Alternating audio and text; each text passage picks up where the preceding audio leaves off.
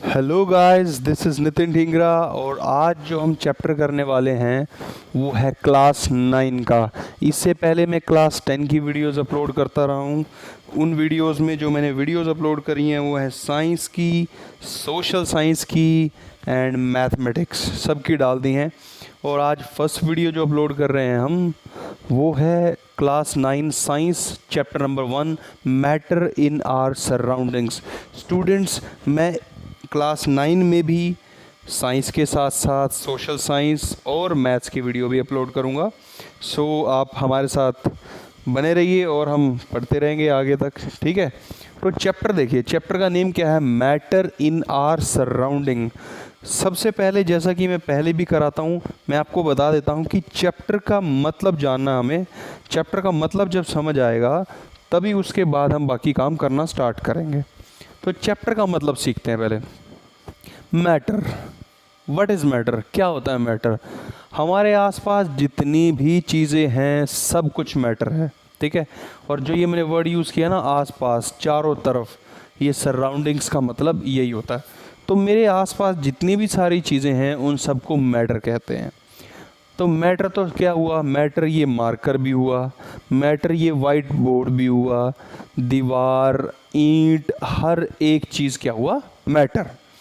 तो अब हम जानते हैं कि मैटर को अगर डिफ़ाइन करना हो तो उसको डिफ़ाइन कैसे कर सकते हैं। तो मैटर को हम डिफ़ाइन कैसे करेंगे। तो स्टूडेंट्स, जब भी हम मैटर को डिफ़ाइन करेंगे तो हम एक चीज़ बोलेंगे, मैटर इज़ एनीथिंग। मतलब एनीथिंग मतलब ईंट, पत्थर, board, anything. So matter is anything that occupy some space and have some volume या फिर मास, ठीक है। Anything occupies that occupies some space, space का मतलब हो गया कुछ जगह वो ले ले, ठीक है, और उसका कुछ मास हो, यानी कि वो कुछ जगह घेरे, वो जगह कुछ किसी जगह में वो आए और उसका कुछ मास हो, उसे हम क्या बोलेंगे, मैटर। सो सी स्टूडेंट्स, जो मैंने बोर्ड पे लिखा है ये आपके बहुत ही बढ़िया नोट्स हैं। इन नोट्स का आप स्क्रीनशॉट ले लो इस बोर्ड का, ठीक है, और ये आपके काम आएंगे बहुत ही बढ़िया तरीके से। तो आइए फिर पढ़ते हैं जो मैंने लिखा है। तो क्या है मैटर, देखिए, what is matter. Matter is anything which has both mass and volume, जिसका मास भी हो और वॉल्यूम भी हो उसे हम बोलते हैं मैटर। तो अब मैटर को कितने तरीके से हम पढ़ सकते हैं, क्या क्लासिफिकेशन है उसकी। तो उसकी क्लासिफिकेशन दो तरीके से पढ़ सकते हैं, एक होता है फिजिकल, एक होता है केमिकल। फिजिकल का मतलब ये बोर्ड है, मैं इसे टच कर रहा हूँ, ठीक है, मैं टच करके बता रहा हूँ कि ये सॉलिड है, ये हार्ड है, ये प्लेन है ना। तो दिस इज फिजिकल क्लासिफिकेशन। एक होता है केमिकल। केमिकल में क्या करते हैं, मैं इसी बोर्ड को किसी एक गैस के साथ, किसी दूसरी चीज़ के साथ केमिकली रिएक्ट करा करके देखता हूँ कि इसका आउटपुट क्या आएगा, है ना। जब दो चीज़ों को रिएक्शन कराई जाती है तो उसको बोलते हैं केमिकल रिएक्शन। तो केमिकल तरीके से भी बता सकते हैं कि मैटर कैसा है, फिजिकल तरीके से भी टच करके फील करके बता सकते हैं कि मैटर कैसा है। तो जो आज हम चैप्टर पढ़ रहे हैं उस चैप्टर में हम पढ़ेंगे कि फिजिकली मैटर को हम कैसे स्टडी कर सकते हैं। तो चैप्टर का नेम देखो क्या था, मैटर इन आवर सराउंडिंग्स। तो फिजिकली तरीके से हम स्टडी करेंगे कि मैटर कैसा होता है। राइट स्टूडेंट्स, आई होप कि आपको यहाँ तक समझ आ गया होगा। अभी तक हमने पढ़ा मैटर क्या होता है, उसके बाद हमने सीखा कि मैटर को कितने तरीके से हम पढ़ सकते हैं। फिजिकल तरीके से पढ़ सकते हैं, टच करके फील करके। नंबर 2 तरीका हो सकता है उसका केमिकल। केमिकल तरीका भी हम नहीं पढ़ रहे हैं क्योंकि उसमें रिएक्शंस कराई जाती हैं, हम पढ़ रहे हैं फिजिकल तरीका। सो फिजिकल तरीके से हम पढ़ रहे हैं। तो physical nature of a matter, जो भी हम मैटर पढ़ेंगे उसकी फिजिकल नेचर कैसी है। सो देखिए, यहाँ पे मैंने कुछ प्रॉपर्टीज़ लिखी हैं, 1 2 3 4 5। तो मैटर की 5 प्रॉपर्टीज़ लिखी हैं। तो स्टूडेंट्स, अगर आपको पेपर में क्वेश्चन आता है कि what is matter and right the properties of matter, तो ये पांचों आप लिख सकते हैं। और इवन आपको इन पांचों में से किसी एक के ऊपर भी क्वेश्चन आ सकता है, वो भी मैं आपको बता दूंगा। तो फर्स्ट प्रॉपर्टी क्या है, फर्स्ट प्रॉपर्टी ये है कि matter is made up of small particles. Matter जो है बहुत छोटे छोटे पार्टिकल से मिलकर के बनता है। तो मैटर अगर बहुत छोटे छोटे पार्टिकल से मिलकर के बनता है तो इस चीज़ को हम प्रूव कैसे करें। तो इसका एग्जांपल देखो, इसका एग्जांपल है शुगर डिजोल्ड इन वाटर। चीनी जो है पानी के अंदर घुल जाती है। हाँ हमें पता है सर घुलती है, इसमें क्या कुछ नई चीज़ थोड़ी है। इससे कैसे पता चला कि मैटर स्मॉल चीज़ों से मिलके बनता है? देखो पानी में कुछ थोड़ा सा, आपने एक गिलास में थोड़ा पानी लिया, ठीक है, उसके ऊपर आप मार्क लगा लेना कि इतना पानी है।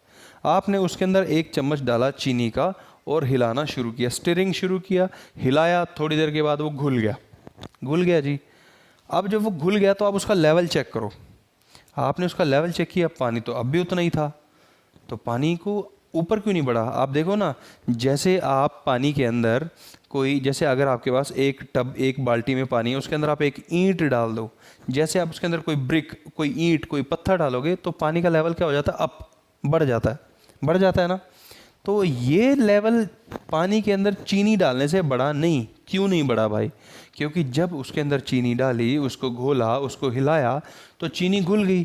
तो चीनी घुल कर गई कहाँ? तो चीनी कहाँ गई भाई? चीनी के जो पार्टिकल्स छोटे छोटे बन गए घोलने के बाद, वो पार्टिकल पानी के जो पार्टिकल्स थे उनके बीच में घुस गए। यानी कि अगर मैं कोई डायग्राम बनाऊं तो आप समझ लो ऐसा कि ये तो है पानी, ठीक है, ये है पानी के छोटे छोटे पार्टिकल्स, ये भी पानी है, ठीक है, ये भी पानी है, ये भी पानी, और जो चीनी है, तो चीनी कहाँ गई स्टूडेंट्स? चीनी देखो, चीनी ये देखो, मैं डार्क कर रहा हूँ, चीनी यहाँ पे फंस गई, यहाँ पे फंस गई चीनी, ठीक है। चीनी के जो छोटे छोटे पार्टिकल थे यहाँ आ गए, यहाँ आ गए। तो यानी कि जो मैटर है उसके जो पार्टिकल्स होते हैं उनके बीच में स्पेस होता है, ठीक है। और जो ये स्पेस होता है उनके बीच में, इसी स्पेस के अंदर ये चीनी के छोटे छोटे पार्टिकल जाके घुल जाते हैं। तो जब चीनी के छोटे छोटे पार्टिकल्स इन बहुत ही, जो हमें दिख भी नहीं रहा, उस स्पेस के अंदर जाके घुल रहे होंगे, तो इसका मतलब क्या है कि पार्टिकल का साइज बहुत छोटा होता है, राइट। मैंने कहा चीनी पानी के अंदर घुल जाती है, पानी का लेवल बढ़ता नहीं। क्यों नहीं बढ़ता? क्योंकि चीनी जब छोटे छोटे पार्टिकल्स में कन्वर्ट होती है, तो पानी के जो छोटे छोटे पार्टिकल्स हैं, जब वो आपस में जुड़े हुए हैं पानी के पार्टिकल, उसके बीच में गैप्स था। आप देखो, इमेजिन करो ना, जब आप किसी सर्कल को ड्रॉ, 3-4 सर्कल, देखो मैं एक बार फिर से डायग्राम बना देता हूँ। ये देखिए अभी आप आपने ये सर्कल लिया, ये सर्कल लिया, ये सर्कल लिया, एक सर्कल आपने यहाँ पे लिया, एक सर्कल आपने यहाँ पे लिया। अब देखो गैप्स कहाँ पे हैं? देखो ये गैप है ना यहाँ पे, इस गैप में चीनी घुसेगी, ठीक है। यहाँ पे ये जो गैप है, इस गैप में चीनी चली जाएगी। तो इस तरह से जो गैप्स होते हैं, इसके बीच में जाकर के शुगर डिज़ोल्व हो जाती है। शुगर की बात करो आप, सॉल्ट की बात करो, है ना, ये जाकर के यहाँ पे घुल जाती है। तो इससे क्या पता चलता है कि पार्टिकल का साइज़ बहुत छोटा होता है। सेकंड, ठीक है। अच्छा हाँ, मैंने 2 बार लिख दी की प्रॉपर्टी। तो matter is made up small particle, बता दिया आपको। सेकंड प्रॉपर्टी क्या है? Particle of matter are very small. तो दोनों की 2 प्रॉपर्टीज हमने इसमें प्रूव कर दी। बट मैंने यहाँ पे एक एग्जांपल और लिखा है, ये आपको मैं एक्सप्लेन कर देता हूँ। एग्जांपल है कि water plus KMnO4। Students, KMnO4 का मतलब होता है पोटेशियम परमैंगनेट। अगर आप, अब मुझे नहीं पता आपको याद है कि नहीं, जब मैं बचपन में छोटा था, ठीक है, तो उस छोटे होते के टाइम पे जब जैसे कुछ बर्तन थे, ठीक है, कुछ बर्तन को पानी से साफ़ करना होता था, तो एक लाल दवाई करके आती थी, ठीक है। उस लाल दवाई में हम पानी के जो जूठे ग्लासेस हैं उनको डालते थे और वो हम साफ़ कर लेते थे। तो जब हम ऐसे साफ़ कर लेते थे, ठीक है, तो होता क्या था कि हम जूठे बर्तन साफ़ इसीलिए करते हैं कि इसमें किसी के मुंह से कोई बैक्टीरिया ना आ जाए। तो ये जो लाल दवाई थी, ये लाल दवाई थी पोटेशियम परमैंगनेट। वही पोटेशियम परमैंगनेट उन बैक्टीरिया को किल करती थी, ठीक है। तो अब ये लाल दवाई का नाम मैंने इसलिए बताया कि उसका कलर होता है रेड। तो स्टूडेंट्स, अब इसका सॉल्यूशन ये है कि सपोज करके आपने 1 गिलास पानी लिया, उस 1 गिलास पानी में आपने थोड़ा सा पोटेशियम परमैंगनेट KMnO4 सॉल्यूशन डाला। तो जैसे ही आप पानी के अंदर पोटेशियम परमैंगनेट डालोगे तो उसका कलर हो जाएगा रेड। 1 गिलास के अंदर आपने थोड़ा सा डाला, अब ये पूरा रेड है। अब इसमें से आप 1 चम्मच पानी लो, यानी कि थोड़ा सा 5 ml, एक छोटा सा ढक्कन, और ये दूसरे गिलास में डाल दो। जो दूसरा ग्लास बिल्कुल ट्रांसपेरेंट था, पीने वाला पानी था, उसमें थोड़ा सा आपने ये फिर से लाल दवाई डाली, ठीक है, तो वो भी रेड हो जाएगा। अब जो ये थोड़ा सा रेड हुआ, इसमें से एक ढक्कन और लो, किसी तीसरे ग्लास में डालो जो कि साफ था, उसमें डालोगे तो उसका कलर भी रेड आएगा। कहने का मतलब ये है कि एक बड़े कंटेनर से आपने छोटा सा हिस्सा लिया, दूसरे कंटेनर में डाला तो वो भी रेड हो गया, इसी तरीके से तीसरे कंटेनर में डाला वो भी रेड हो गया। तो ये जो रेड हो रहा है इसका मतलब ये है कि जो पार्टिकल्स होते हैं ना वो बहुत छोटे होते हैं। अगर ये आपको एग्जांपल नहीं आया तो आप ये बुक में देख लेना, आपको समझ आ जाएगा। वैसे इसका रिप्लेसमेंट मैंने आपको ऑलरेडी दे दिया है।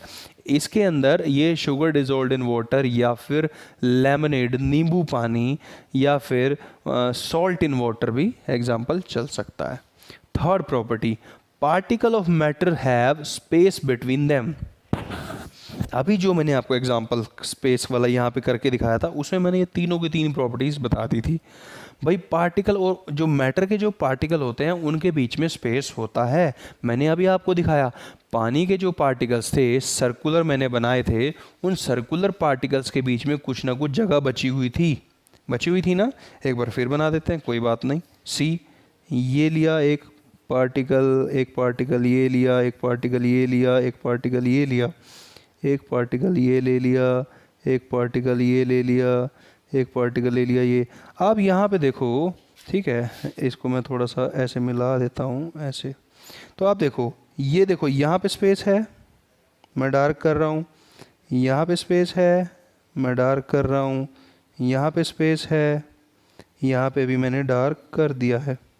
तो मैटर के जो पार्टिकल हैं उनके बीच में स्पेस होता है। एक ये भी देखिए, यहाँ पे भी स्पेस है, ठीक है ना। तो मैटर के जो पार्टिकल्स होते हैं उनके बीच में स्पेस होता है। अगर उनके बीच में स्पेस होता है तभी तो जब हम चीनी पानी में डालते हैं वो घुल जाती है। वो कहाँ जाती है? इसी स्पेस में। जो हम नमक पानी में डाल करके घोलते हैं वो कहाँ जाता है? वो इसी स्पेस में। अब एक चीज़ और बताता हूँ, क्या ये स्पेस भर नहीं जाता? हाँ भर जाता है। कैसे? एक ग्लास में आपने 1 चम्मच चीनी डाली, घुल गई, 2 चम्मच डाली, घुल गए, 3 डाली, घुल गई। जैसे ही आपने चौथा चम्मच डाला, आप हिलाते रहो, अब वो घुल ही नहीं रही। भाई क्यों नहीं घुल रही? वो इसीलिए नहीं घुल रही, जितनी उसकी कैपेसिटी थी फ्री स्पेस की, उसके अंदर जो घुलने वाली चीनी थी वो घुल चुकी है। अब वो चीनी नहीं घुलेगी।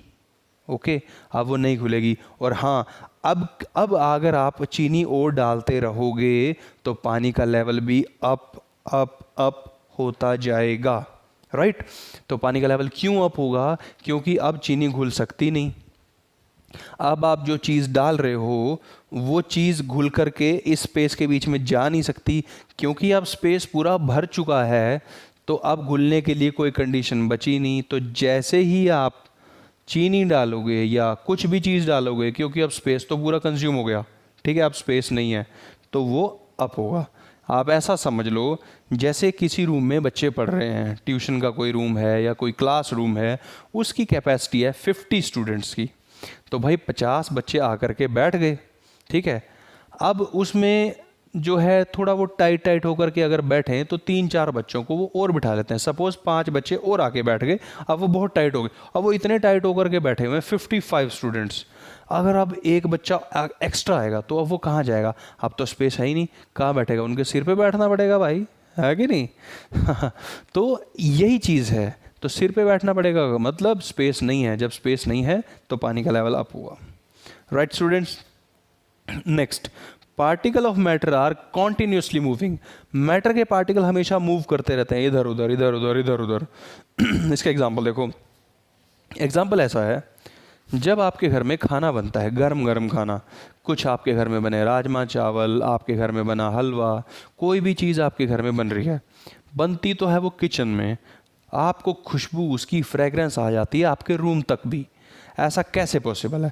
खाना किचन में बन रहा है, आपको खुशबू आ रही है इधर, या फिर आप किसी के घर के सामने से निकल के जा रहे हैं, उसके घर में कोई अच्छी चीज़ बन रही है, मैगी, ये वो, जो भी आपको अच्छा लगता है, ठीक है, आपको उसकी खुशबू आ जाती है। तो क्या हो रहा है भाई? जो खाने के जो अंदर पार्टिकल थे, जब उसको आप बना रहे थे तो आप क्या कर रहे थे? उसे गर्म कर रहे थे, है ना। तो जब आप उसे गर्म कर रहे थे तो पार्टिकल दूर दूर तक ट्रैवल कर लेते हैं। जब वो इतनी दूर दूर तक ट्रैवल करते हैं तो आप तक वो पहुंचते हैं। तो जब आपके नाक को वो पहुंचते हैं तो आपको पता चलता है कि ये चीज़ बन रही है। तो इससे क्या प्रूव हुआ? सबसे फर्स्ट बात तो इससे ये प्रूव हुई कि particle of matter are continuously moving. अब जो इनकी मूवमेंट है वो किस चीज़ पे डिपेंड करती है? इनकी मूवमेंट डिपेंड करती है टेम्परेचर पे। अगर टेम्परेचर ज़्यादा होगा तो पार्टिकल्स ज़्यादा मूव करेंगे, अगर टेम्परेचर कम होगा तो पार्टिकल मूव नहीं करेंगे। अब वही खाना, वही हलवा, वही राजमा चावल जब नए नए मम्मी बना रही थी आपकी, तब तो खुशबू आ रही थी दूर तक। अब जब वो ठंडे हो चुके हैं तब किसी को भी खुशबू नहीं आती। क्यों नहीं आती? क्योंकि जब वो ठंडे हो गए हैं तो टेम्परेचर डाउन है। टेम्परेचर कम होने के बाद जो पार्टिकल हैं मैटर के वो मूव नहीं कर पाते। अगर वो मूव नहीं कर पाएंगे तो वो ट्रैवल नहीं कर पाएंगे, तो उसकी खुशबू आप तक नहीं आएगी। इसीलिए गर्म खाना जब बनता है, फ्रेश खाना जब बन रहा है, जब वो गर्म है तो उसकी खुशबू दूर तक आएगी।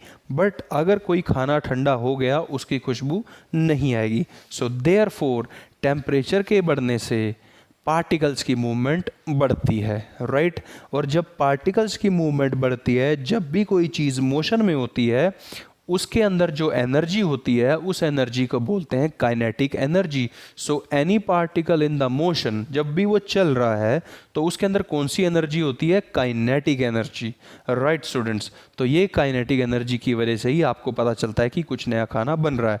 तो यानी कि टेम्परेचर बढ़ेगा, काइनेटिक एनर्जी बढ़ेगी, पार्टिकल्स दूर तक ट्रैवल करेंगे।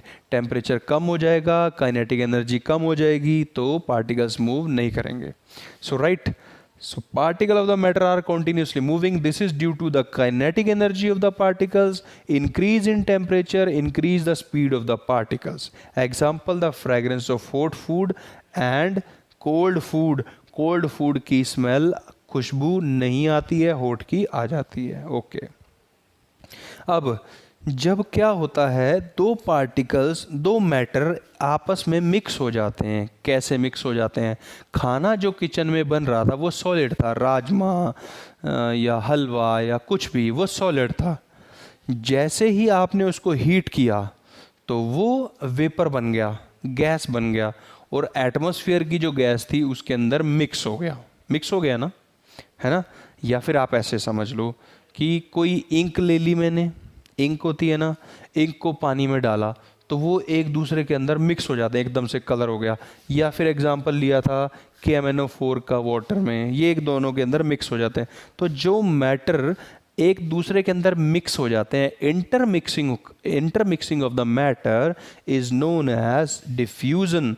वेरी इंपॉर्टेंट क्वेश्चन आपको पूछ सकते हैं, what is diffusion? So intermixing of two different matter is known as diffusion. Students, I hope कि आपको समझ आ रहा है। डिफ्यूजन का मतलब दो चीज़ों का मिक्स हो जाना को बोलते हैं diffusion. Next property, particle of matter attract each other. Matter के पार्टिकल एक दूसरे को अट्रैक्ट करते हैं। यस, करते हैं, क्योंकि वो एक दूसरे को अट्रैक्ट करते हैं इसीलिए तो एक दूसरे से जुड़े हुए हैं। सॉलिड, आपने देखा है कोई पत्थर है, पत्थर के सारे पार्टिकल एक दूसरे से जुड़े हुए हैं, तो आपस में कोई तो फोर्स ऑफ अट्रैक्शन है ना, तो ये फोर्स ऑफ अट्रैक्शन उनको जोड़ करके रखती है। ठीक है। अब इसका एग्जांपल क्या हो सकता है? इसका एग्जांपल हो सकता है कि आयरन नेल्स को मैग्नेट अपनी तरफ खींच लेता है। तो मैग्नेट जिस तरीके से नेल्स को अपनी तरफ खींच रहा है वो एक फोर्स है। वो फोर्स कैसी है? Force of attraction. सो इसी को बोलते हैं कि particle of the matter has force of attraction between them. But ये फोर्स ऑफ अट्रैक्शन जो होती है ना, ये force of attraction her matter से दूसरे मैटर पे डिपेंड करती है। किसी में ज़्यादा हो सकती है और किसी में कम हो सकती है। यही मैग्नेट नेल्स को अच्छे से खींच रहा है, बट यही मैग्नेट जो मैटर दूसरा है वुड, उसको नहीं खींच पाएगा। ओके, तो अट्रैक्शन होती है बट डिपेंड करती है कि किस में कितनी होगी। तो ये स्टूडेंट्स मैंने आपको 5 प्रॉपर्टीज़ करा दी हैं। ठीक है। अब ये 5 प्रॉपर्टीज़ पढ़ने के बाद मैटर की क्लासिफिकेशन आती है कि मैटर को हम फिजिकली तरीके से, जब उसकी प्रॉपर्टीज़ हमने पढ़ ली तो कितने तरीके का मैटर हो सकता है। सो मैटर का जो फर्स्ट क्लासिफिकेशन वो है सॉलिड, सेकंड आपको पता है लिक्विड, थर्ड होता है गैस। इसमें एक और क्लासिफिकेशन पढ़ेंगे एंड ऑफ द चैप्टर में, आप पूरी वीडियो देख लेना, ठीक है। तो सॉलिड ये आप छोटे होते से पढ़ते आ रहे हो, मैं एक्सप्लेन कर देता हूँ। सॉलिड क्या होता है? डेफिनेट शेप, उसकी शेप फिक्स है। पत्थर है, उसकी शेप फिक्स है ना। फिक्स वॉल्यूम, उसकी वॉल्यूम भी फिक्स है कि ये इतनी ही जगह घेरने वाली है।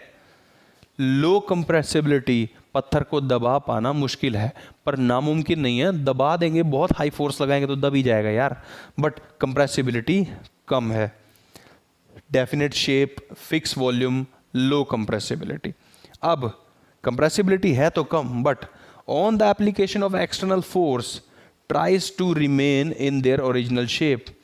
तो पत्थर के ऊपर आप जब हाथ से ऐसे फोर्स लगा रहे हो, आप तोड़ नहीं पाओगे इसे, तो वो पत्थर अपनी पोजीशन में, अपनी शेप में रहने की ट्राई करता रहेगा, वो भी फोर्स लगा रहा है ना।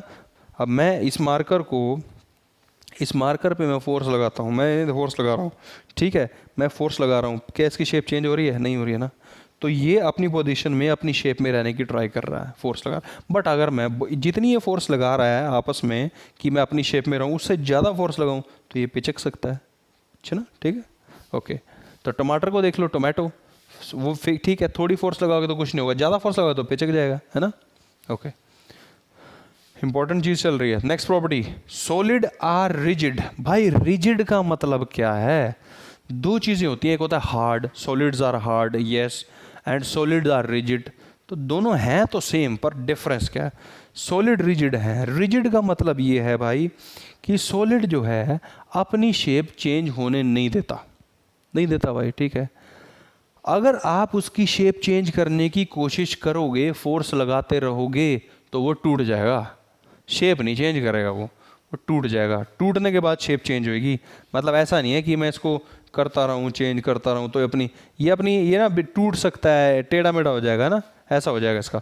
तो सॉलिड आर रिजिड का मतलब है they can break under the force but difficult to change the shape.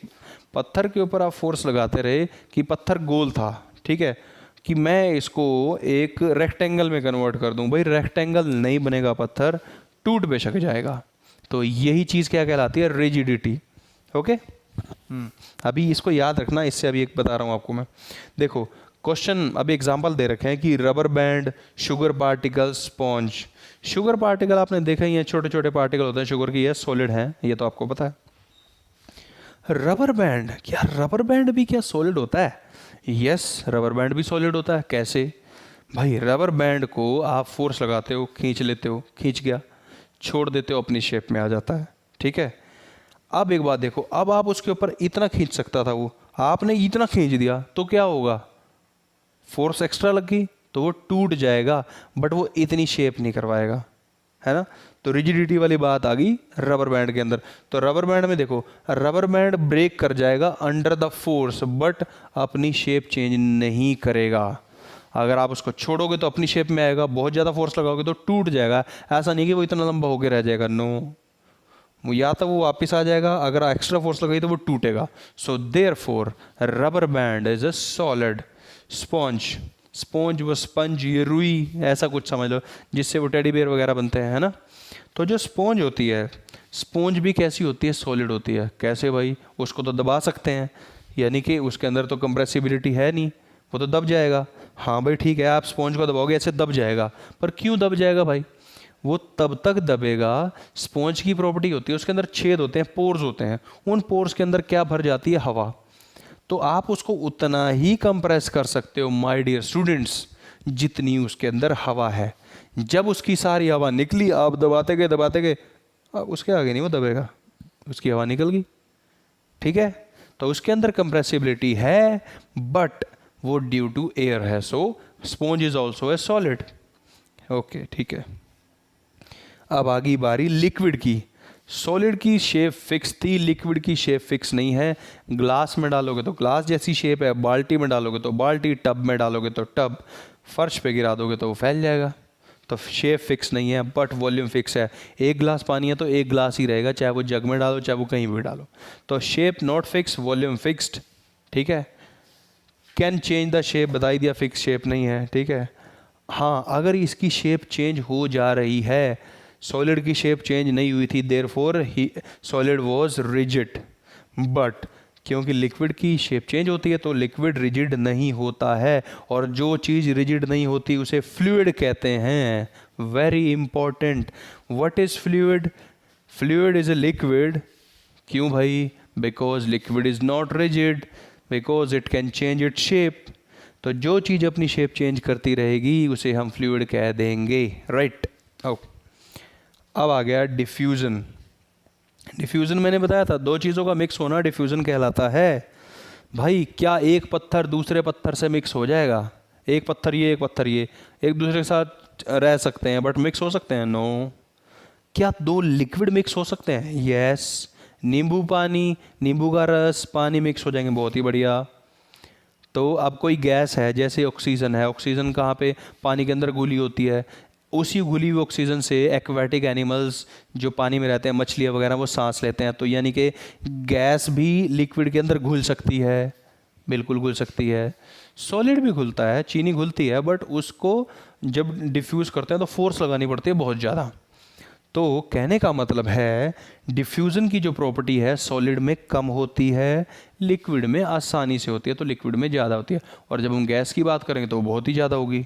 तो डिफ्यूज़न सबसे कम सॉलिड में, उससे ज़्यादा लिक्विड में। So solid gases all show the diffusion with liquid that is high diffusion then solid as particle can move. Solid के particle move नहीं कर सकते, इसलिए इंटरमिक्सिंग थोड़ी मुश्किल है। बट लिक्विड के पार्टिकल मूव कर सकते हैं। क्योंकि लिक्विड के पार्टिकल मूव करते हैं तो देयरफॉर इसकी डिफ्यूज़न हाई है, ठीक है। तो फर्स्ट पार्ट में हमने क्या पढ़ाया था? फर्स्ट पार्ट में मैंने आपको पढ़ाया था कि व्हाट इज़ मैटर। मैटर क्या होता है, टाइप्स ऑफ मैटर, कैसे क्लासिफिकेशन कर सकते हैं। उसके बाद मैंने आपको पढ़ाया था सॉलिड्स के बारे में। उसके बाद मैंने आपको पढ़ाया था लिक्विड्स के बारे में। और मैंने आपको 5 प्रॉपर्टीज़ भी बताई थी जिसमें मैटर को हम डिफ़ाइन कर रहे थे, विद एग्जांपल्स बताई थी। तो अगर आपको कुछ उसमें डाउट है तो आप मेरे से पूछ सकते हैं, और नहीं तो हम आगे कर रहे हैं यहाँ पे। तो जो आज हम करने वाले हैं, जैसे कि मैं पहले ही बता रखा है मैंने आपको, ये नोट्स का आप स्क्रीनशॉट ले लो, ठीक है। ये स्क्रीनशॉट आपको बहुत काम आएगा क्योंकि ये बहुत ही ज़्यादा इंपॉर्टेंट नोट्स हैं और ये आपके पेपर पॉइंट ऑफ व्यू से इंपॉर्टेंट होंगे, ठीक है। तो आप पेपर में इतना लिखोगे तो आपको बढ़िया मार्क्स मिलेंगे। तो आइए, सॉलिड लिक्विड स्टेट मैंने पढ़ा दिया था, हम गैसियस स्टेट के बारे में पढ़ते हैं। तो सॉलिड के बारे में मैंने पढ़ा था, मैंने आपको पढ़ाया था कि वो कंप्रेसिबल कम होते हैं, उनको दबा नहीं पाते, हम फोर्स नहीं लगा पाते। लिक्विड के बारे में मैंने पढ़ा कि वो कंप्रेसिबल हैं थोड़े, ठीक है, मतलब सॉलिड से थोड़े से ज़्यादा। लिक्विड, सॉलिड तो कंप्रेसिबल नहीं है, लिक्विड थोड़े से हैं, पर गैसेज आर हाईली कंप्रेसिबल। आपके घरों में जो सिलेंडर आता है जिसे एलपीजी कहते हैं, लिक्विफाइड पेट्रोलियम गैस, एक सिलेंडर में आपको डाल करके दी जाती है बहुत ज़्यादा, ठीक है। फिर सीएनजी जो गाड़ियों में चलते हैं, कंप्रेस्ड नेचुरल गैस, या फिर अभी कोरोना आया था तो ऑक्सीजन के सिलेंडर्स चल रहे थे, है ना। तो इन सब को कंप्रेस कर दिया जाता है और सिलेंडर में बहुत ज़्यादा अमाउंट में डाल करके दे देते हैं, राइट स्टूडेंट्स, ठीक है। तो चलिए आगे बढ़ते हैं। तो ये हाईली कंप्रेसिबल है, ओके। फिर ये हाईली डिफ्यूजन प्रॉपर्टी शो करते हैं। डिफ्यूजन का मतलब मैंने आपको बताया था इंटरमिक्सिंग।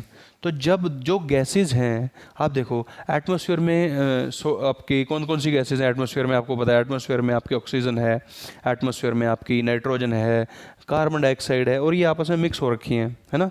तो जब ये मिक्स हो रखी हैं तो इसी मिक्सिंग को तो डिफ्यूजन कहते हैं। तो इसका मतलब क्या हुआ कि जो गैस है वो बहुत ज़्यादा डिफ्यूजन शो करती हैं, और डिफ्यूजन शो करना किससे इंटरलिंक होता है? पार्टिकल की मूवमेंट से। क्योंकि सॉलिड के पार्टिकल इतना ज़्यादा मूवमेंट नहीं करते तो डिफ्यूज़न हुआ कम, लिक्विड के पार्टिकल मूव करते रहते हैं तो डिफ्यूज़न हुआ ज़्यादा, गैस के पार्टिकल तो हमेशा keep on moving and moving, तो देयरफॉर तो गैसेस क्या करती हैं? हाईली डिफ्यूज़न को शो करेंगे। अच्छा, सॉलिड की शेप फिक्स थी, लिक्विड की शेप फिक्स नहीं थी, और गैस की शेप फिक्स नहीं है। सिलेंडर में डाला तो सिलेंडर जैसी, सिलेंडर से लीक हुई तो एटमॉस्फेयर में फैल जाएगी, ठीक है, okay. No fix volume, volume भी फिक्स नहीं है। अभी वो जो गैस है आपको इतनी छोटी सी जगह में भी आ सकती है, कंप्रेस करके थोड़ा सा कम प्रेशर करो तो इतने में आ सकती है, थोड़ा और कम प्रेशर करो तो इतने में आ सकती है, नहीं तो एटमॉस्फेयर में तो कहीं पे भी वो जा सकती है। अच्छा, गैस के particle keep on moving with high speed, तो गैस के पार्टिकल्स की काइनेटिक एनर्जी बहुत ज़्यादा होती है। तो आपको पूछा जाए काइनेटिक एनर्जी सबसे ज़्यादा किसकी होगी, किसके पार्टिकल की, तो गैस के पार्टिकल की, लिक्विड की उससे कम, सॉलिड की सबसे कम। ओके, ठीक है। और जो क्योंकि गैस के पार्टिकल हमेशा मूव करते रहते हैं, तो देयरफॉर जिस भी कंटेनर में आप इसको रखोगे उस कंटेनर की दीवार पे, वॉल पे ये प्रेशर लगाते रहेंगे, तो इसीलिए बहुत ज़्यादा कंप्रेशन हो जाने पे सिलेंडर फट सकता है। कुकर आपने देखा होगा, सुना भी होगा कि कुकर फट गया, जो घरों में खाना बनाने वाला कुकर था वो फट गया, क्योंकि जो उसके अंदर गैस इकट्ठी होती रही, वो गैस ने इतना प्रेशर क्रिएट कर दिया उसकी वॉल्स पे कि वो फट गया। तो गैस के पार्टिकल्स क्या करते हैं, प्रेशर क्रिएट करते हैं on the walls of the container, right. तो ये हो गए सॉलिड लिक्विड गैस। पेपर में आपको इसके बारे में डिफरेंस आ सकता है, तो आप पेपर में इनका डिफरेंस बहुत आसानी से लिख सकते हैं। अभी मैंने आपको बहुत सारे पॉइंट्स पढ़ा दिए हैं। तो अभी हम पढ़ते हैं मेल्टिंग पॉइंट के बारे में। मेल्टिंग पॉइंट बड़ा ही ईजी, आपने पढ़ रखा होगा। मेल्टिंग पॉइंट क्या होता है भाई, मेल्टिंग पॉइंट वो पॉइंट होता है जिसपे कोई सॉलिड पिघल जाता है, मेल्ट हो जाता है और लिक्विड बन जाता है, ठीक है। तो बर्फ़ है, उसको आपने टेम्परेचर बढ़ाया तो वो लिक्विड बन गई, पानी बन गई। तो जिस टेम्परेचर पे वो हो, ऐसा हो जाए, उसको बोलते हैं मेल्टिंग पॉइंट। सो आइस का मेल्टिंग पॉइंट कितना है, ये क्वेश्चन इंपॉर्टेंट हो गया। तो आंसर है 273.15, सॉरी तो 273.15 केल्विन जो होता है आइस का मेल्टिंग पॉइंट होता है। अब हुआ क्या है, मेल्टिंग हुई कैसे है, वो सीखते हैं। जो सॉलिड होता है जैसे आइस, सॉलिड के अंदर पार्टिकल्स के अंदर फोर्स ऑफ अट्रैक्शन बहुत ज़्यादा होती है, वो एक बहुत ज़्यादा स्ट्रॉन्ग फोर्स से जुड़े रहते हैं, तो उनकी फोर्स को तोड़ना थोड़ा मुश्किल है। तो अगर उनकी फोर्स को तोड़ना है तो हम सॉलिड को क्या करते हैं, हीट करते हैं, है ना। हमने बर्फ़ को क्या किया, गर्म करना स्टार्ट किया, टेम्परेचर बढ़ाया। तो जैसे ही बर्फ़ गर्म होना स्टार्ट हुई तो जो पार्टिकल्स के बीच में एक बहुत अच्छा बॉन्ड था, फोर्स थी, वो हीट की वजह से वो धीरे धीरे कमज़ोर होती है, ठीक है। जो सॉलिड के पार्टिकल्स के बीच में बहुत तगड़ा बॉन्ड था, फोर्स ऑफ अट्रैक्शन थी, जैसे ही हमने उस सॉलिड को गर्म किया तो ये फोर्स ऑफ अट्रैक्शन धीरे धीरे वीक होगी और टूट जाएगी। जैसे ये फोर्स ऑफ अट्रैक्शन टूटी तो पार्टिकल्स जो पास थे वो दूर हो गए।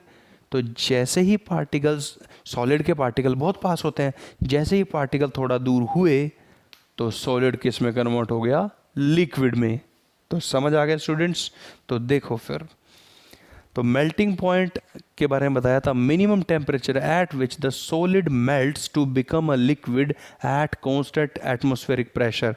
मतलब जब हम आइस को मेल्ट करके पानी में कन्वर्ट कर रहे हैं तो आपने प्रेशर चेंज नहीं करना है, टेम्परेचर चेंज करना है। तो टेम्परेचर जिस पे ऐसा सॉलिड लिक्विड में बदल जाए और एटमॉस्फेरिक प्रेशर कांस्टेंट रहे, उसको बोलते हैं मेल्टिंग पॉइंट। ये कंसेप्ट समझो स्टूडेंट, ये है इंपॉर्टेंट। तो जब टेम्परेचर बढ़ता है तो काइनेटिक एनर्जी भी बढ़ती है, ठीक है। और जैसे ही काइनेटिक एनर्जी पार्टिकल की बढ़ती है तो वो मोशन में आता है, धीरे धीरे मूव करना स्टार्ट करता है। जैसे ही वो मूव करना स्टार्ट करता है ये फोर्स ऑफ अट्रैक्शन टूट जाती है। जैसे ही ये बॉन्ड, ये फोर्स ऑफ अट्रैक्शन टूटती है, सॉलिड की स्टार्ट हो जाती है लिक्विड में होने की। तो सॉलिड यानी कि आइस लिक्विड में कन्वर्ट होना शुरू हो जाता है। अब स्टूडेंट इसमें एक चीज़ इंपॉर्टेंट आती है, उसे बोलते हैं लेटेंट हीट। लेटेंट का मतलब होता है छुपा हुआ। तो छुपी हुई हीट का मतलब सीखते हैं। देखो वही बहुत इंपॉर्टेंट है इस चैप्टर का ये क्वेश्चन। तो छुपी हुई हीट है क्या, देखो पहली बात तो छुपी हुई हीट पढ़ने से पहले ये चीज़ सीखो, जैसे ही आपने टेम्परेचर बढ़ाया बर्फ़ का और बर्फ़ पिघल के बन गई पानी, ठीक है। अब क्वेश्चन ये है कि जब आप टेम्परेचर बढ़ा रहे थे कि वो बर्फ़ से पानी बन जाए, तो पानी बनने के बाद क्या उसका टेम्परेचर चेंज होता है, तो आंसर है नहीं होता है। यानी कि बर्फ़ भी 0 डिग्री पे है, अब जो पानी पिघल के आया वो भी 0 डिग्री पे है। तो भाई जो मैं हीट दे रहा था, जो मैं गर्म कर रहा था, वो कहाँ चली गई, वो कहाँ छुप गई। तो वो छुपी कहाँ, उस हीट ने क्या किया, पार्टिकल्स को मोशन में लेकर के आया। तो जैसे ही मोशन में आया तो ये जो बॉन्ड टूटा, ये जो फोर्स ऑफ अट्रैक्शन टूटी, ये किसकी वजह से टूटी? ये उसी हीट की वजह से टूटी। बट जो हीट ने अपना काम क्या किया, टेम्परेचर नहीं बढ़ाया, बट हीट ने अपना काम किया, बॉन्ड को तोड़ दिया, फोर्स ऑफ अट्रैक्शन को तोड़ दिया। तो इसलिए ये जो हीट थी ये छुपी हुई कहीं दिखी नहीं हमें, ठीक है। तो ये जो हीट थी जो हमें दिख नहीं रही है, जबकि इसने इतना तगड़ा काम किया है, इसने क्या किया, बॉन्ड को तोड़ दिया है। बट ये हीट ने सॉलिड से यानी कि आइस का जो वाटर में कन्वर्जन हो उसमें टेम्परेचर नहीं बढ़ाया। So the heat which is required, किस लिए? कि वो उनकी फोर्स ऑफ अट्रैक्शन को तोड़े ताकि सॉलिड लिक्विड में कन्वर्ट हो। इसी हीट को बोलते हैं लेटेंट हीट, यानी कि ये वही छुपी हुई हीट है जिसका यूज़ किस चीज़ में हुआ है, बॉन्ड को तोड़ने में हुआ है। अब बॉन्ड को तोड़ते हुए, फोर्स ऑफ अट्रैक्शन को टूटते हुए, ये तो हमने देखा नहीं, ठीक है। हमने तो सॉलिड से लिक्विड बनते हुए देखा है। तो जब ये बॉन्ड टूट गया है ना, ये फोर्स ऑफ अट्रैक्शन टूटी, तो इसी को, जिस हीट की वजह से टूटी, उसे बोलते हैं लेटेंट हीट। अब देखो, अब मैं आपको पढ़ा देता हूँ। तो when temperature increase, kinetic energy of particle increase, therefore heat supplied overcome the force of attraction of the solid particle। Temperature बढ़ने से काइनेटिक एनर्जी बढ़ी, और ये काइनेटिक एनर्जी बढ़ने से क्या हुआ, जो हमने हीट दी थी उसने क्या किया, heat supply overcome force of attraction of the solid particle. Solid की जो बॉन्ड थी, जो फोर्स ऑफ अट्रैक्शन थी, वो हीट ने तोड़ दी, उसी हीट ने जिससे आप टेम्परेचर बढ़ा रहे थे। सो सॉलिड क्या हो गया, मेल्ट हो गया। But there is no change in the temperature of the solid after melting. जैसे ही बर्फ पिघल के पानी बनी, उसके टेम्परेचर में कोई चेंज नहीं आया, यानी कि बर्फ भी 0 डिग्री पे रही और पानी पिघल के आया वो भी 0 डिग्री पे रहा। उस 0 डिग्री को 273.15 केल्विन हम बोलते हैं। तो भाई अब एक और क्वेश्चन आ गया, बर्फ 0 डिग्री पे थी, हीट किया, हीट ने काम किया बॉन्ड को तोड़ने का, अब बन गया पानी। अब पानी भी 0 डिग्री पे है और सॉलिड यानी कि आइस भी 0 डिग्री पे है। तो अगर आपसे पूछा जाए कि आइस में से और पानी में से किसके पार्टिकल्स में एनर्जी ज़्यादा है, तो आपका आंसर क्या होगा, आपका आंसर होगा पानी में, क्योंकि हीट ने बॉन्ड तोड़ दिया और उनको मोशन में ले आया। जैसे ही पार्टिकल मोशन में आए तो वो लिक्विड बना। तो क्योंकि वो लिक्विड में आ चुका है अब बर्फ़ से, तो इसके अंदर फोर्स ऑफ अट्रैक्शन कम है और काइनेटिक एनर्जी ज़्यादा है। तो देयरफॉर इसके अंदर एनर्जी ज़्यादा है as compare to solid ice के। तो लास्ट में देखो मैंने लिखा है कि जब वाटर एट 0 डिग्री पे होता है, ठीक है, और जो आइस है 0 डिग्री पे होती है, तो वाटर की एनर्जी आइस की एनर्जी से ज़्यादा होती है, जबकि दोनों का टेम्परेचर 0 डिग्री पे सेम है, ठीक है। तो ये क्यों है वैसे इसकी एनर्जी ज़्यादा, क्योंकि हमने जो लेटेंट हीट दी है वह वो वाली हीट जिसने उनके बॉन्ड को तोड़ा है, वो हीट इसकी एनर्जी बढ़ा रही है। Right students, okay. तो हीट विच इज़, अब लेटेंट हीट की डेफिनेशन देखेंगे अभी हम, ठीक है। So heat which is utilised in breaking force of attraction between the particle is the latent heat. तो लेटेंट हीट वो हीट है जिसने फोर्स ऑफ अट्रैक्शन पार्टिकल्स की तोड़ दी थी। अब डेफिनेशन क्या है, so amount of heat required, कुछ हीट, कितनी हीट चाहिए, the amount of heat required to change 1 kilogram of solid into liquid. 1 kilo solid को लिक्विड में कन्वर्ट करने के लिए जितनी हीट देनी पड़ेगी उसको बोलेंगे लेटेंट हीट। और ये लेटेंट हीट कहाँ पे हो रही होगी, मेल्टिंग पॉइंट पे हो रही होगी, और उस पे एटमॉस्फेरिक प्रेशर क्या होगा, कांस्टेंट होगा। और इस हीट को एक नाम से और जानते हैं, लेटेंट हीट तो बोलते ही हैं, latent heat of fusion. Fusion का मतलब होता है एक चीज़ से दूसरी जगह पे चेंज हो गया, वो भी सॉरी सॉलिड से लिक्विड में। तो सॉलिड से लिक्विड में चेंज होते ही उसको बोलेंगे latent heat of fusion. I hope कि लेटेंट हीट का कंसेप्ट समझ आ गया होगा। लेटेंट हीट बच्चों को समझ नहीं आ पाती है, ठीक है। अभी हमने क्या किया, सॉलिड को हीट किया तो वो लिक्विड बन गया। अब हमने हीटिंग कंटिन्यू रखी। जैसे ही हीटिंग कंटिन्यू रखेंगे तो वाटर का टेम्परेचर बढ़ने लगेगा, बढ़ता रहेगा बढ़ता रहेगा बढ़ता रहेगा। फिर एक ऐसा टेम्परेचर भी आएगा जब ये लिक्विड गैस में कन्वर्ट हो जाएगा ना, वेपर्स में कन्वर्ट हो जाएगा। सो वो पॉइंट जिस पे लिक्विड वेपर्स में कन्वर्ट होने की शुरुआत में आ जाता है उस टेम्परेचर को बोलते हैं बॉइलिंग पॉइंट। तो वाटर का बॉइलिंग पॉइंट है 100 डिग्री सेल्सियस, या फिर केल्विन में बात करें तो 373 केल्विन। ठीक है।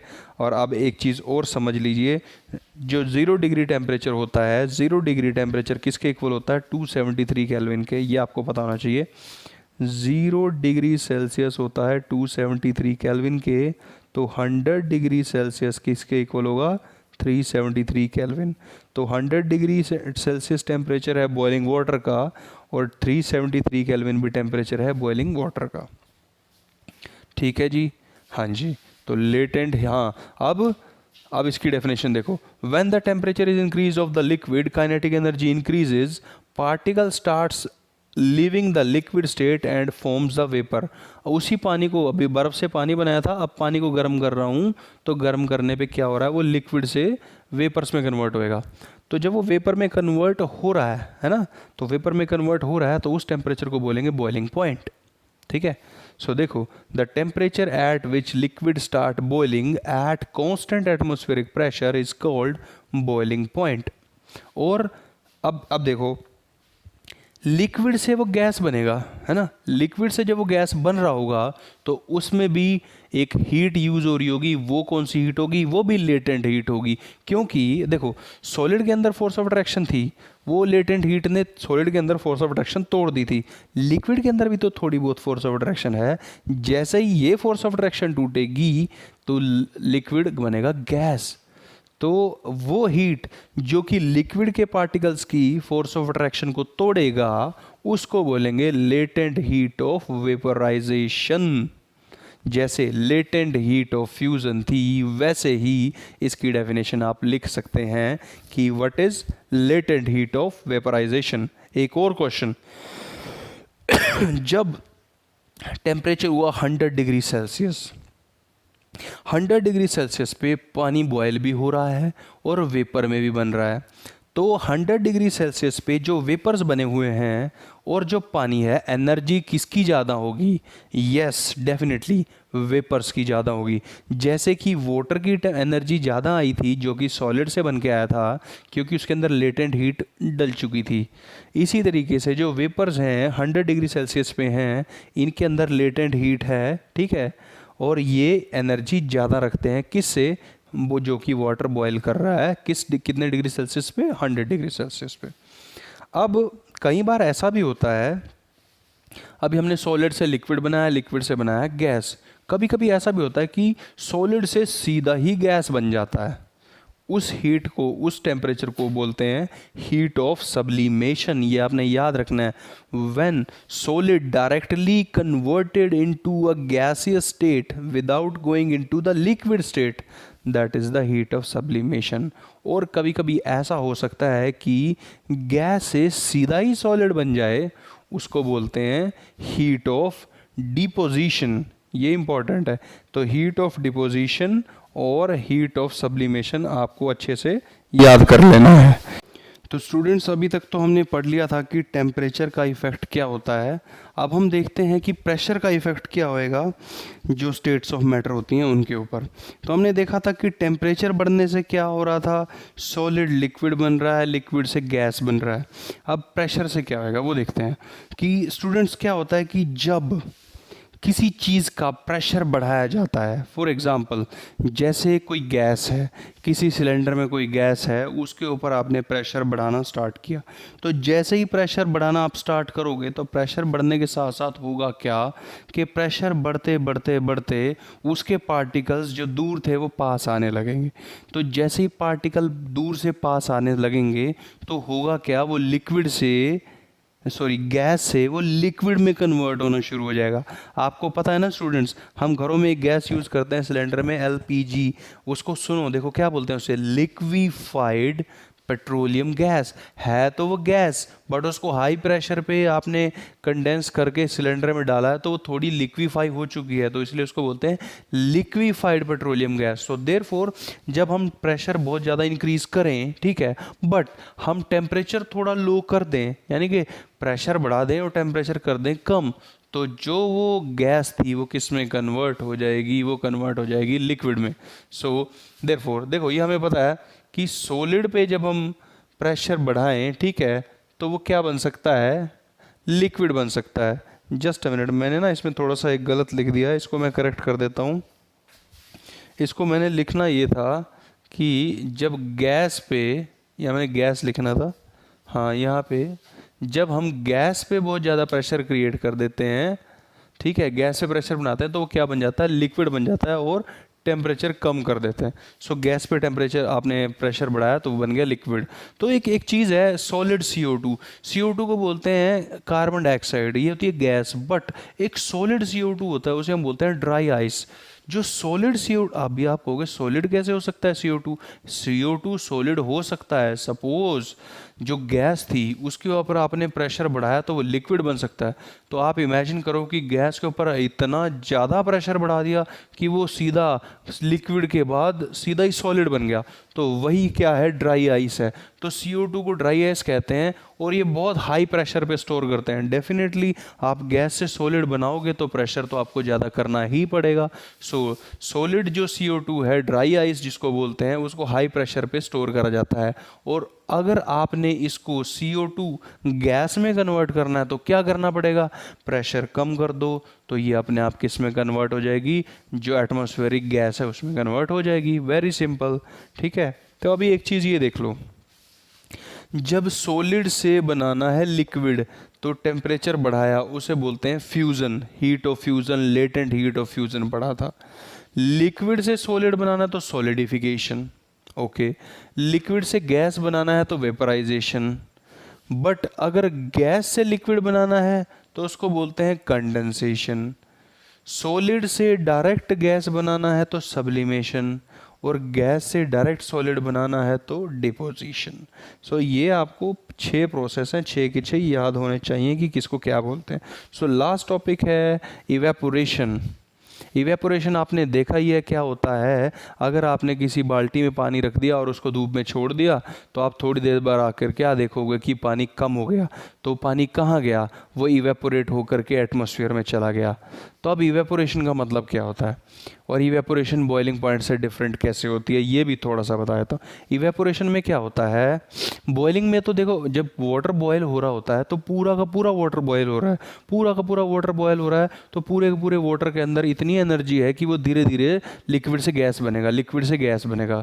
बट इवेपोरेशन में क्या होता है कि जो हमने पानी की बाल्टी रखी थी उसके ऊपर जो धूप पड़ रही थी, सनरेज पड़ रही थी, सो जो सबसे ऊपर वाली लेयर है ना पानी की, जो बाल्टी की सबसे टॉप मोस्ट लेयर है जहाँ तक पानी भरा है सबसे ऊपर वाला, वो बहुत ज़्यादा गर्म हो जाता है।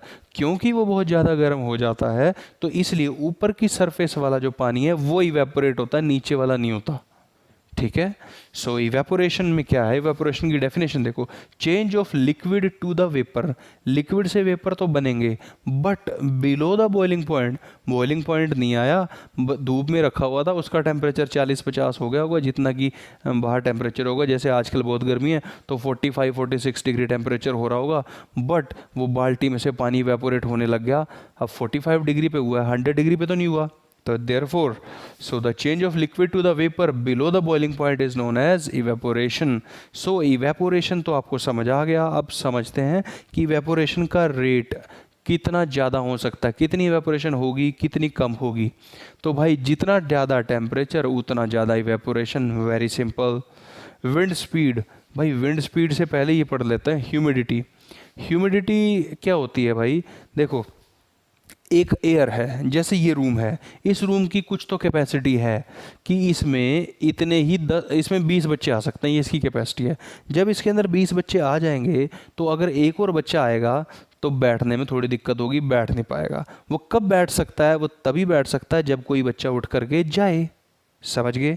तो 20 बच्चों की कैपेसिटी थी तो 20 के 20 बैठे हैं, एक और आना चाह रहा है वो नहीं आ पाएगा, वो तब आ पाएगा जब कोई एक उठ के जाएगा, यानी कि 20 ही रह सकते हैं एट ए टाइम। तो जब कभी इवेपोरेशन होता है तो इवेपोरेशन होने के बाद जो वेपर हैं वो हवा में यहीं पे आसपास रुक जाते हैं। तो एयर की भी तो कैपेसिटी है कि वो कितने वेपर ले सकती है। तो जब एयर की कैपेसिटी फुल हो गई कि अब इससे ज़्यादा वेपर नहीं आएंगे, तब वो क्या करेगी, वेपर्स नहीं लेगी। तो अगर ह्यूमिडिटी यानी कि वेपर्स एटमॉस्फेयर में बहुत ज़्यादा हैं तो इवेपोरेशन कम होगा। बट अगर एटमॉस्फेयर में वेपर कम है यानी ह्यूमिडिटी कम है तो इवेपोरेशन ज़्यादा होगा। तो अब सपोज करके वेपर बहुत ज़्यादा भरे हुए हैं एटमॉस्फेयर में, तो एटमॉस्फेयर में वेपर भरे हुए हैं तो और इवेपोरेशन तो हो नहीं पा रहा, तो उसको कैसे कर सकते हैं? बहुत तेज़ हवा चली, जितने भी यहाँ वेपर थे सबको उड़ा करके ले गई। जैसे ही वो सबको उड़ा करके ले गई तो इस जगह से वेपर कम हो गए, वेपर कम हो गए तो ह्यूमिडिटी कम हो गई, तो इसका मतलब अब और वेपर आ सकते हैं, तो जैसे और वेपर आ सकते हैं तो इवेपोरेशन बढ़ जाएगा। सो विंड स्पीड से इवेपोरेशन इंक्रीज हो जाएगा। सरफेस एरिया, भाई एक बाल्टी, एक बड़ा टब, एक पौंड, तालाब, किस में इवेपोरेशन ज़्यादा होगा? डेफिनेटली पौंड में, तालाब में, क्योंकि जितना ज़्यादा एरिया बड़ा होगा उतना ही बड़ा पोर्शन गर्म होगा और उतनी ही ज़्यादा इवेपोरेशन होगी। आई होप इवेपोरेशन डन है। तो टेम्परेचर के बढ़ने से बढ़ता है, विंड स्पीड से, सरफेस एरिया से, ह्यूमिडिटी बढ़ती है तो इवेपोरेशन डिक्रीज होता है। सिर्फ यही पॉइंट था, एक चेंज था। अब 3 स्टेट पढ़ ली, solid, liquid, gas, but Einstein और कुछ साइंटिस्ट ने मिल करके 2 स्टेजेस और बताई हैं मैटर की। 4th स्टेज का नाम है प्लाज्मा। ये एक्स्ट्रा में दे रखा है, बस सीख लो। तो प्लाज्मा क्या होता है? अगर किसी गैस को, for example carbon dioxide example के लिए, उसको आयनाइज कर दें, मतलब पॉजिटिव और नेगेटिव में तोड़ दें, जैसे वाटर होता है ना H2O, H2O को अगर तोड़ दें H पॉजिटिव और OH नेगेटिव में, सपोज करके वाटर के जो वेपर्स हैं एटमॉस्फेयर में घूम रहे हैं, वाटर के वेपर भी H2O ही हैं, है ना, तो अगर उनको H पॉजिटिव और OH नेगेटिव में तोड़ दें तो वो एक और स्टेज होगी, उसको बोलेंगे प्लाज्मा। 4th स्टेज थी। 5th stage BEC, Bose Einstein condensate. अब ये क्या स्टेज है? ये कहते हैं कि अगर हमने कोई ऐसी गैस ले ली, कैसी गैस ले ली भाई? एक ऐसी गैस ले ली जिसकी डेंसिटी बहुत ही कम है। कितनी कम है भाई डेंसिटी उसकी? जो आपकी एयर है एटमॉस्फेयर में उसकी डेंसिटी से 100 गुना कम या फिर 1000 गुना कम, ठीक है। इतनी कम डेंसिटी वाली गैस को जब बहुत ही ठंडे टेम्परेचर पे ले जाएं, उसको बहुत ज़्यादा कूल करने लगें, तो जो एक और नई स्टेट उभर के आएगी उसका नाम होगा Bose Einstein condensate. So guys, this is and from my side.